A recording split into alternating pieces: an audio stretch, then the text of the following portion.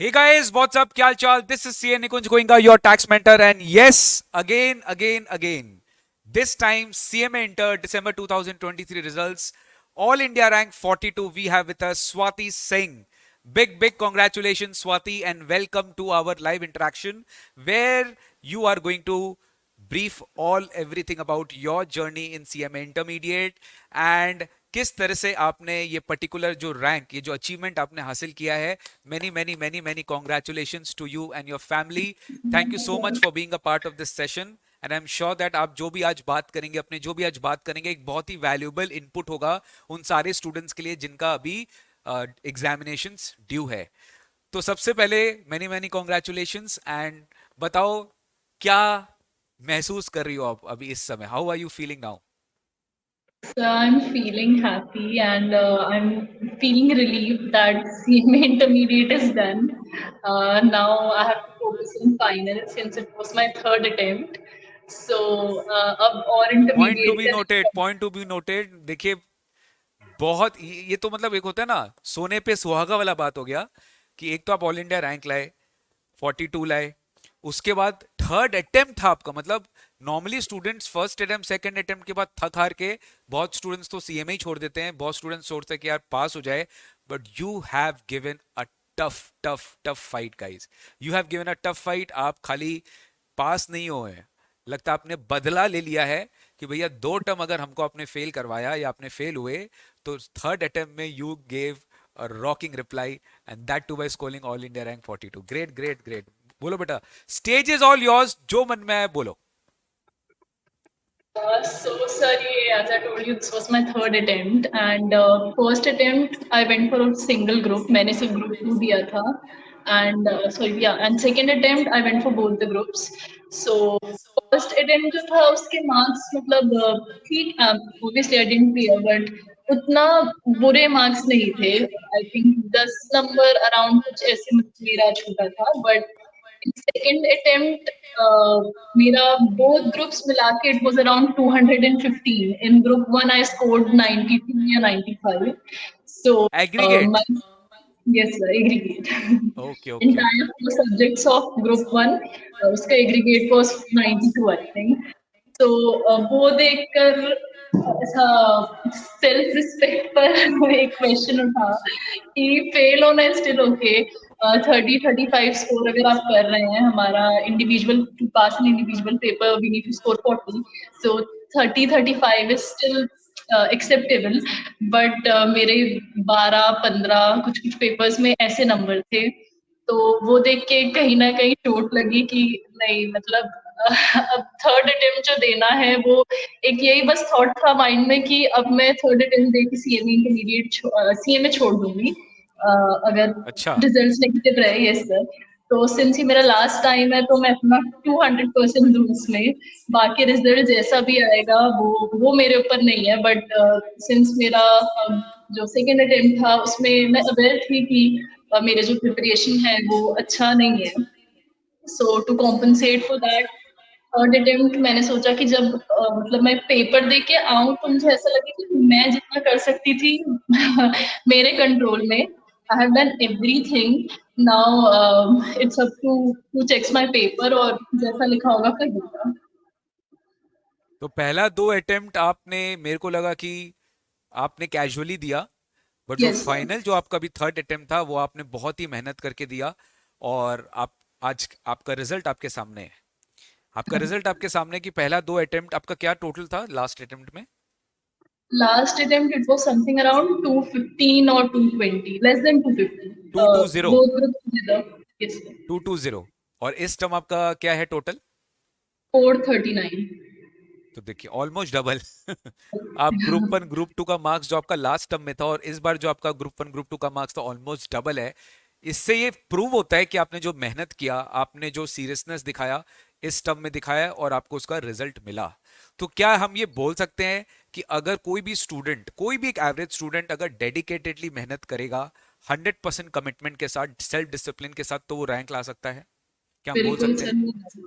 Yes. अगर स्वाति आप बताओ मेरे को, मैं आपको डिमोटिवेट नहीं कर रहा हूं बेटा, ध्यान से सुनना. अगर आप दो अटेम्प्ट क्लियर नहीं करके आप तीसरे अटेम्प्ट में अच्छे से मार्क्स अटेम्प्ट अच्छे से स्कोर करके अच्छे से 100% मेहनत करके आप रैंक ला सकते हो, तो कोई और स्टूडेंट 3-4 अटेम्प्ट करने के बाद क्या वो पास भी नहीं हो सकता है क्या? ऐसा कुछ है क्या, बताओ?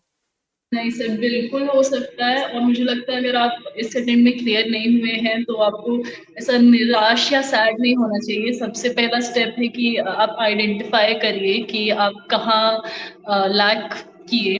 और मीन ये था कि सर मैं मीन्स मुझे जो पेपर बनते नहीं थे वो मैं आधा छोड़कर आ जाती थी। We are allowed to leave the centre शायद 1-1.5 आवर्स के बाद। तो करेक्ट। मतलब मैं इतनी कैजुअल थी कि मुझसे अगर नहीं जितना बंद ऐसे हमारा नेगेटिव मार्क्स रहता नहीं है तो करेक्ट। अब कोई भी स्टूडेंट मतलब अगर आप आपको अटेम्प्ट नहीं भी नहीं करना। करते थे, आप अटेम्प्ट भी यस नहीं सर, करते थे, आप छोड़ मुझे के आ लगता जाते था थे। कि मुझसे हो नहीं रहा है, वो आप एग्जाम पैनिक कह लीजिए या कैजुअल बिहेवियर कह लीजिए, मुझे उससे ज्यादा वो रूम में बैठा ही नहीं जाता था। तो मैं पेपर ही छोड़कर आ जाती थी। जितना बनता था मैं उतना लिखती थी, और जो क्वेश्चंस नहीं आते थे सिंस मेरे पास टाइम था और कुछ नेगेटिव मार्किंग भी नहीं रहता है, मुझे अटेम्प्ट लेना चाहिए था, बट मैं छोड़ कर आ जाती थी सर कि नहीं हो रहा है, छोड़ो हटाओ। और जैसे जीएसटी के लिए for indirect taxation 80 marks we have for GST and 20 for customs, तो मैं 20 मार्क्स का करेक्ट। कस्टम ही नहीं पढ़कर जाती थी कि 80 तो पढ़कर जा रही हूँ, ज्यादा से ज्यादा कितने भी मतलब यू बीस आर वेरी पंद्रह casual, marks you are very casual कि ठीक है पढ़ लिया ना, बाकी छोड़ दिया हाँ, तुमने। Yes sir. क्योंकि स्कूल ओके। से यही एटीट्यूड था, मतलब स्कूल में भी ऐसा था कि लास्ट के 1 महीने पढ़ लिया और अच्छे मार्क्स आ जाते थे। फाउंडेशन भी मोस्टली 11th-12th के बेसिक्स रहते हैं, उसके लिए भी लास्ट 2 मंथ्स पढ़े तो और तो फाउंडेशन में मेरा 300 प्लस था। दो यस अटेम्प्ट सर, आपने दो अटेम्प्ट आपने बहुत बहुत कैजुअली लिया। पढ़ा, थर्ड हाँ अटेम्प्ट अचानक से क्या हुआ, ऐसा कुछ हुआ? हाँ सर, मुझे भगवान फिर जी आइडेंटिफाई भगवान जी ने कोई आशीर्वाद भेजा या किसी ने तुम्हें से कुछ कहा? What happened exactly that changed? नहीं सर, किसी ने कुछ कहा नहीं, बट मुझे ये लगा कि मैं खुद के साथ इतना गंदा नहीं कर सकती हूँ कि मेरा पूरा 4 सब्जेक्ट्स मिलाकर मैं 92 ला रही हूँ। एक सेल्फ रिस्पेक्ट खुद की नजरों में खोना ये हुआ आई थिंक। और दूसरा मैंने ये आइडेंटिफाई, जैसे मैं कहीं कि अगर आप फेल हो रहे हैं तो आप आइडेंटिफाई करिए कि किस कारण से हो रहे हैं। मुझे पता था कि मैं अपना 100% नहीं दे रही हूँ, मैं बहुत कैजुअली दे रही हूँ। मैं जिस पेपर के लिए जा चुकी हूँ सेंटर, उस तक को मैं आधा में छोड़कर आ जा रही हूँ, मैं इतनी कैजुअल थी। तो पहली बात, अपने अंदर जो आपको नेगेटिव पॉइंट्स लगते हैं कि एक आपने गिल्ट आ गया कर। होगा आपको, एक गिल्ट आ गया होगा आपको अपने अंदर में कि why I am doing like this, why I am wasting my time. And yes definitely आपने जब देखा होगा कि आपके फ्रेंड्स और या फिर आपके रिलेटिव्स एक वो भी एक एक्सपेक्टेशन देखो लगा ही लेते हैं कि आप 2 अटेम्प्ट दे दिए, अभी तक आप क्लियर नहीं कर पाए। एंड वो चीज देखिए, जो दो चीज आपने नेगेटिव कहा, जो दो चीज आपका नेगेटिव हुआ, उसी के वजह से तो आपका पॉजिटिव हुआ ना।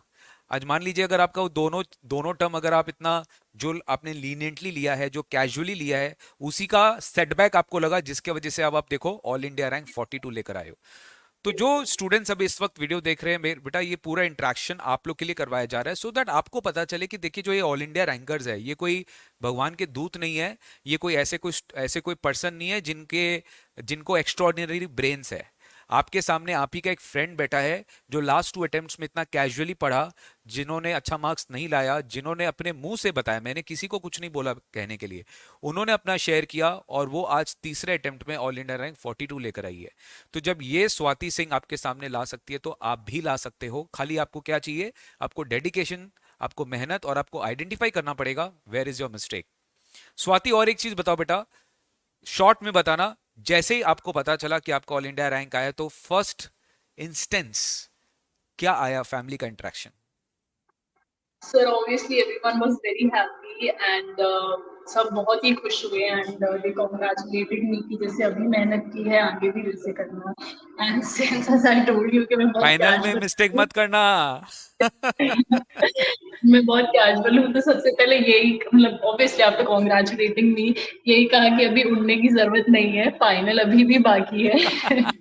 तो ठीक है, खुश हो, आज हो जाओ खुश, बट उसके बाद ये नहीं है कि मुझे तो सब आता है, ये वाला एटीट्यूड नहीं रखना है।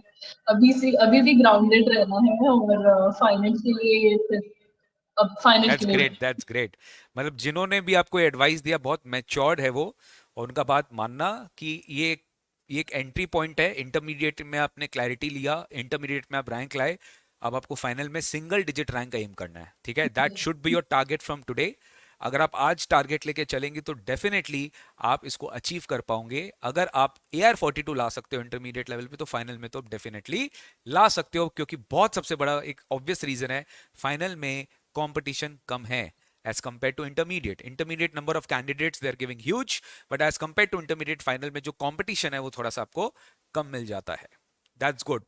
अच्छा, DT IDT के बारे में एक चीज पूछना चाहूंगा कि DT IDT में जनरली इंटरमीडिएट के स्टूडेंट्स को थोड़ा सा डिफिकल्ट लगता है, क्योंकि फाउंडेशन में उनको कोई बेस नहीं मिलके चला है। टैक्स ऐसे ही थोड़ा सा एक तो फोबिया रहता है, एक सीनियर आप लोग को डरा देते हैं, ठीक है, जरूर आपके सीनियर भी आपको डराए होंगे कि DT IDT से थोड़ा बच के रहना, DT IDT आपको थोड़ा सा डिफिकल्ट लगेगा, ठीक है। तो DT IDT का क्या आपका प्रिपरेशन स्ट्रैटेजी था, क्योंकि DT में आपका अच्छा नंबर भी आया 60 I think, right, and IDT में you scored 72, that's a good marks, ठीक है। तो DT IDT के बारे में आप कुछ कहना चाहोगे? सर जैसे कि आपने कहा कि बीपीआईडीटी का बहुत फोबिया रहता है, तो मैं भी जब इंटरमीडिएट में आई तो मुझे यही सुनने को मिला था कि बाप रे, अच्छा इंटर में तो बीपीआईडीटी है, टैक्स है।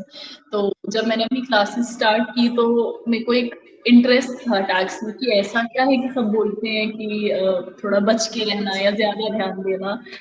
बट मेरे लिए सर टैक्स मेरा फेवरेट सब्जेक्ट है। और जब मैं मतलब मैंने जितनी मेहनत एफएम कॉस्ट में की है उतना मुझे उसका रिजल्ट नहीं मिला, और मुझे पता भी था नहीं मिलेगा, क्योंकि मैं वो सब चीजों में मेरे कैलकुलेशंस बहुत सिली मिस्टेक में से करती हूँ। वीक हो, ओके, वीक है आपका कैलकुलेशंस, ठीक है। वीक हूँ, और मैं वहां जाके बहुत नंबर्स देख के क्या बोलना चाहिए, सिली घबराहट हो मिस्टेक्स जाती है, सिली होते हैं, मिस्टेक्स हो होते हैं। जाते हैं टाइम फ्रेम में। सो जब मैं और थर्ड अटेम्प्ट एम कर रही थी तो मेरे दिमाग में यही था कि फर्स्ट अटेम्प्ट में जितना भी पढ़ लूं, देयर आर चांसेस कि मैं उसमें मिसअप करूंगी। जैसे एक सेल्फ अंडरस्टूड, क्लैरिटी सब में होनी चाहिए कि मेरा ये करेक्ट। स्ट्रॉन्ग है, ये वीक है।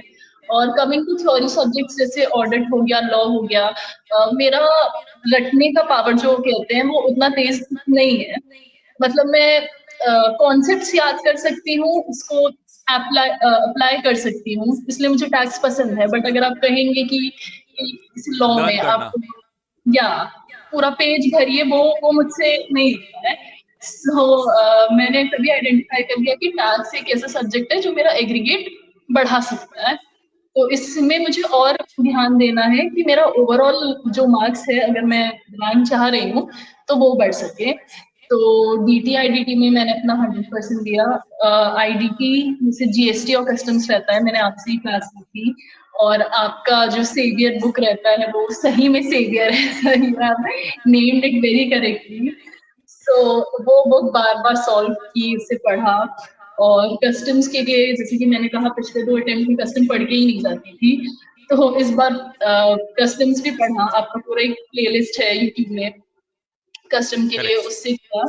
और फिर पूरे क्वेश्चन सॉल्व किए। जीएसटी ऐसे भी पसंद था मुझे, तो जैसे मुझसे कोई सब्जेक्ट नहीं बनता था, उस दिन पढ़ने का मन नहीं करता था, तो मैं टैक्स ही ले लेती थी। तो टैक्स टैक्स आपका पढ़ना दोस्त शुरू बन गया था, टैक्स आपका किया, फ्रेंड बन गया था। टैक्स यस, मेरे my friend mission accomplished. My mission accomplished कि मेरे को टैक्स में स्टूडेंट्स को एकदम मास्टर बनाना है। एंड एक होता है ना कि जिसको टैक्स से फोबिया है, जिसको टैक्स में डर लगता है, उसको तो खासकर करके उसको ऐसा बना देना कि जब उसको पढ़ने का मूड नहीं करे, टैक्स उसको पढ़ा दिया जाए, टैक्स वो पढ़ ले, so that things get into your mind easily. That's good यार, Yes. That's good. That's good कि आपने क्लासेस फॉलो किया, आपने देखा, तो देखो रिजल्ट आपके सामने है। मेरे को कुछ बोलने का दरकार नहीं है, बात बाकी सब जानते हैं। अच्छा, ये तो बढ़िया बात है। मुझे बताओ, जब आप ऑलरेडी अभी अभी जब एग्जाम दे रहे थे तो वो 8 डेज जो मैनेज करना होता है वो कैसे आपने किया? Because that's a huge thing कि वो 8 दिन, क्योंकि आप पहले बोले कि पहला 2 टर्म तो मैं आपका काउंट ही नहीं कर रहा हूँ क्योंकि आप कैजुअल थे, बट ये जो आपका अभी दिसंबर 23 का एग्जाम था, इस दिसंबर 23 एग्जाम में 8 डेज का जो प्रेशर है वो आपने कैसे हैंडल किया? सो मैंने जैसे कि पिछले बार भी 8 पेपर साथ में दिए थे, तो उस टाइम मेरा पहली बार बोर्ड ग्रुप्स था, तो मुझे समझ में नहीं आ रहा था। 8 दिन मतलब हमारा इवनिंग आफ्टरनून शिफ्ट रहता है, तो पेपर एग्जैक्टली, 5 बजे 2 to 5। खत्म होता है, घर आते आते 6, अराउंड 6। मेरा तो घर से काफी पास सेंटर था, बहुत लोगों को तो बहुत ज्यादा दूर दूर सेंटर्स भी मिलते हैं आउटर साइड में। तो मैं जब इस बार फॉर्म फिल कर रही थी तो मुझे घर में सबने कहा था कि सिंगल फॉर्म फिल करो, बहुत ग्रुप्स तुम्हारे लिए नहीं है, तुम मैनेज नहीं कर पाती हो, कोई जरूरत नहीं है इतना जल्दी सीएमए बनने का, एक एक अटेम्प्ट एक एक ग्रुप देख के करो, बट अच्छे से इतना भी करो। बट सिंस मैंने अपने दिमाग में सोच लिया था कि मेरे को तो रैंक चाहिए इस बार, so I went against them. You are one of the only student, sorry to interrupt, आप उनमें से एक स्टूडेंट हो, बहुत कम स्टूडेंट ये बोलते हैं जो ये सोच के रखता है कि होता है ना, लगता है आपका बदला लेने का, एक बदला लेने का आपका एक इंटेंशन था कि मैं 2 अटेम्प्ट से पास नहीं हुई तो मैं इस अटेम्प्ट में तो रैंक ला के ही झंडा गाड़ूंगी, राइट? इसको बोलते हैं ना अपना सेंचुरी पूरा किया छक्का मार के। तो आपने भी अपना सेंचुरी 6 मार के ही पूरा किया। Great great, please continue. तो यस सर, 8 पेपर आपका बात चल रहा था, 8 डेज। Yes 8 days। तो जब मैं सबने फर्स्ट आपको कहा कि मत करो, आपने बोला नहीं मत आपको करो, करना है। बट मैंने 8 पेपर ही, मतलब मैंने घर में ये बोल दिया अभी भर दे रही हूँ, ठीक है देने एक ही ग्रुप जाऊंगी अभी अपना ग्रुप को, तो I still have 3-4 months for preparation. तो क्लासेस तो जैसे कि थर्ड अटेम्प्ट था तो क्लासेस देखने की जरूरत नहीं पड़ी, क्लासेस सब देखे हुए थे। सो मेरा ये अप्रोच था कि मैं कोई भी एक सब्जेक्ट लेती थी, जैसे हमारा फर्स्ट पेपर रहता है फाइनेंशियल अकाउंटिंग, तो करेक्ट। पेपर वाइज मैं 8 week सिर्फ वो सब्जेक्ट पढ़ती थी, 7 days ओके। एक सब्जेक्ट, मतलब हो ओके। जाए ना होए, बस मेरा ये था कि 7 days ही है मेरे पास इस सब्जेक्ट के वो लिए। पेपर के लिए। Yes sir. और वो सब्जेक्ट पढ़ के, जैसे जीएसटी मैंने 7 दिन पूरा आईडीटी पढ़ा, 8 डे मैं कोई भी मॉक पेपर या पिछले साल का एक पेपर लेके सॉल्व करती थी फॉर 3 hours, और वो 3 hours में ऐसे सेटअप रखती थी कि मैं मतलब मुझे उठना नहीं है, सबसे बड़ा मेरे लिए डिफिकल्टी था, जिससे मैंने कहा मैं 1-1.5 घंटे में एग्जाम हॉल छोड़ के आ जाती थी। तो मेरा ये था कि अगर मैं 100 marks में आधे घंटे में भी अगर मैं पेपर को सॉल्व कर दे रही हूँ, स्टिल 2.5 घंटे मुझे उस सीट में बैठना ही है, मुझे अपना पेन पेपर छोड़ के नहीं उठना। 3 घंटे भले ही मैं उसमें ड्राइंग बनाऊं पेज में, but I have to be in that one place. तो 8 डे में वो सब एक पेपर सॉल्व करती थी। उसके बाद ऐसा, मतलब वी हैव 8 सब्जेक्ट, 8 7 2 months मेरे अराउंड इसमें गए। उसके बाद फिर मेरा जो सेकंड रिवीजन था, मैं एक सब्जेक्ट 3 दिन पढ़ती थी, from 1 week I very good. shifted to 3 days। मतलब थ्री आपने डेज प्रॉपर प्लानिंग कर लिया, पहले 7 डेज फिर 3 days. then very three good. days and then 1 day, शायद आप पे एक वीडियो भी था, then I aim for 1 day। जब 3 days वाला रिविजन कंप्लीट हुआ, उसमें 1 महीने लगे, 24 गया, 3 महीने ऐसे चले गए, और बीच में स्वाति सिर्फ आपका हमारा वीडियो जो ये स्टॉप हो रहा है बीच बीच में, एक बार वीडियो वापस से पॉज मतलब ऑफ ऑन करके कर लो, ऑफ करके ऑन कर लीजिए। हाँ बोलिए। सो हाँ, 3 महीने मेरे इसमें ही चले गए, एंड सिंस दिसंबर वाला जो अटेम्प्ट रहता है, इसमें दिवाली, नवरात्र और बहुत सारे फेस्टिवल्स आते फेस्टिविटीज हैं। रहती हैं। Yes sir. सो 3 महीने इसमें गए। उसके बाद जो मेरा थर्ड रिवीजन था, मैंने वो एक दिन में किया, मतलब एक दिन में जितना हो रहा है फिर एक पेपर देना। और पुराने जितने भी जो पेपर देती थी मैं 1 week में, उसमें देखना कि मेरी कहाँ कहाँ गलती हो रही है। मुझे याद है जब मैं फर्स्ट अटेम्प्ट का पेपर दी थी तो मुझे कुछ 8 marks मिले थे उसमें। तो उससे आपको एक रियलिटी चेक भी मिलता है कि रियलिटी वो चेक हो जाता है। वीक में आपने कितना पढ़ा है। ऐसे हमको लगता है कि हाँ सब आता है, सब किया है, बट तो जब 3 घंटे आप अपने पेपर के साथ बैठते हैं, तो जो भी डाउट्स है या एक अपनी असलियत पता चलती है। तो मैं मतलब यही आपने कहूंगी। एग्जैक्टली मुझे याद आ रहा है, मैंने एक रिवीजन वीडियो में यही कहा था कि आपको पहले 7 डेज करके करना है, फिर 3 डेज करके करना है, फिर 1 डेज करके करना है। वेरी गुड यार, और वेरी गुड। मतलब हाँ बोलिए। सर जैसे आपने पूछा कि 8 दिन, तो मैं ये कहूंगी जब आप अपना फर्स्ट रिविजन कर रहे हैं तब आप ये दिमाग में रखिए कि मुझे ये चीज 12 घंटे में पढ़नी है एंड में। तो विद ईच रिविजन आप अपना जो भी मटेरियल है उसको शॉर्टन करते जाइए। जब पहली बार क्लास लेते हैं तो क्लास 90 hours ऐसे की रहती है, फिर जब फर्स्ट रिविजन आप अपने हिसाब से जैसे भी आपको सही लगे, जैसे मैं क्वेश्चन पेपर बनाती थी फॉर एग्जाम्पल सैलरीज, तो सैलरी में बहुत सारा अलाउंस, ग्रेचुटी, ये सबका अलग अलग कैलकुलेशन रहता है। तो मैं जहां भी मिक्सअप करती थी, जैसे ग्रेचुटी और पेंशन का फॉर्मूला फ्लिप कर देती थी, या मतलब कुछ मिस्टेक्स। कुछ जो भी गलतियां होती थी सर, तो मैं वो एक स्टिकी नोट में लिख लेती थी कि इस चैप्टर में मुझे इस चीज में ध्यान देना है। तो वो जब 12 घंटे का आपको टाइम मिलेगा तो आप एकदम पिन पॉइंट कर सकते हैं कि ये चीज मुझे पहले देखनी है और उसके बाद की चीज, क्योंकि इनकम टैक्स जीएसटी तो still it's manageable. Income tax, salary, PGBP अपने में इतना बड़ा सब्जेक्ट है कि पॉसिबल ही नहीं है उसे 12 घंटे में पूरा चीज करेक्ट। पढ़ के जाना। बहुत ही उम्दा, बहुत ही उम्दा, बहुत ही ज्यादा मेटिकुलसली आपने अपने सारे अफेयर्स को प्लान किया है। और शायद एक इंटरव्यू में पॉसिबल नहीं होगा कि आप इतना सारा चीज एक इंटरव्यू में बोल सको, बट आपने मेजर चीज बेटा कवर किया है। And again I would like to thank you for giving this precious time. आपने बहुत ही कम समय में हमें बहुत सारा चीज बताया, बहुत ही वैल्यूएबल इनपुट्स आपने शेयर किया, जो शायद ये जो वीडियो इस समय कोई भी देख रहा होगा तो उसको बहुत ज़्यादा एक हो ना, एक नया, एक अलग ही उसको लाइन, एक अलग एक ऑब्जेक्टिव मिलेगा। एंड डेफिनेटली अगर आपने ऐसा किया है तो डेफिनेटली और भी स्टूडेंट्स ऐसा कर सकते हैं। ठीक है, तो once again I wish you congratulations and I want to see you all India rank single digit in your CMA final examinations. एंड उसके बाद जब आप सिंगल डिजिट ले आएंगे तब तो सर इससे भी बड़ी पार्टी होगी। तब तो भाई अलग ही लेवल पे आपको हम सेंटर में आपको आना है और फिर हम लोग फेस टू फेस एक इंटरव्यू आपके साथ शेड्यूल करेंगे। ओके, तो thank you Thank so you. Much. Thank Yes, हाँ बोलिए, आप your बोलिए। videos were really helpful, especially as I said earlier, your books, mind mapping books, Savior and everything. Thank you so much for that. क्योंकि जब last में हम revision करने आते हैं तो इतना एक ये भी होता है कि क्लास में तो आपको सब समझ में आया, बट अब जब खुद से पढ़ने बैठते हैं तो कुछ पता ही नहीं रहता है। उसमें जब आप सेवियर देखते हैं क्वेश्चन और आंसर डायरेक्टली, तो एक बेटर आप एप्लीकेशन जो भी प्रोविजन सीखे हैं उसका मतलब एक एप्लीकेशन अच्छे से सीखते हैं। तो उसके लिए correct. Thank you so much sir. You are most welcome and my pleasure to have you with me in this interview. Thank you so much. And देखिए, हम लोग को पता होता है, वी टीचर्स, भगवान का हम लोग के ऊपर बहुत कृपा है। वी नो एवरीथिंग कि कहाँ स्टूडेंट्स को डिफिकल्टी आएगी, स्टूडेंट्स को क्या देना चाहिए। तो सेवियर बुक यही एक, आप सोचो, एक कॉज था कि बच्चों को एक जगह सब चीज़ मिल जाए और उनको बहुत ज़्यादा अलग अलग स्कैटर्ड वे में कुछ खोजना नहीं पड़े, एक ही जगह उनको रिसोर्सेज में उनको सारा मटेरियल, सारा क्यूएनए सब मिल जाए। वो अगर आप कर लेंगे तो बहुत है। ठीक है, क्योंकि इंस्टीट्यूट आपको कहाँ से पूछ लेगा, कहाँ से पूछ लेगा, सब चीज़ तो वहाँ पे कवर हो जाता है, आरटीपी, एमटीपी, मटेरियल, सब चीज़ कवर हो जाता है। फिर मैं आपको एग्जामिनेशन, आपको जो क्लासेस में क्वेश्चन बैंक कराया जाता है वो सभी चीज़ एग्जॉस्टिव है। तो अगर आप कर लोगे तो डेफिनेटली, हम तो हमेशा ये बोलते हैं, कोई स्टूडेंट अगर हम लोग का सब कुछ बात सुन ले, अच्छे से कर ले, मेटिकुलसली प्लान कर ले, सारे सब्जेक्ट्स में इक्वली ध्यान दे, तो उसका रैंक पक्का है। ठीक है, thank you so much again for being with us and congratulations to you and your family and definitely you have made them proud।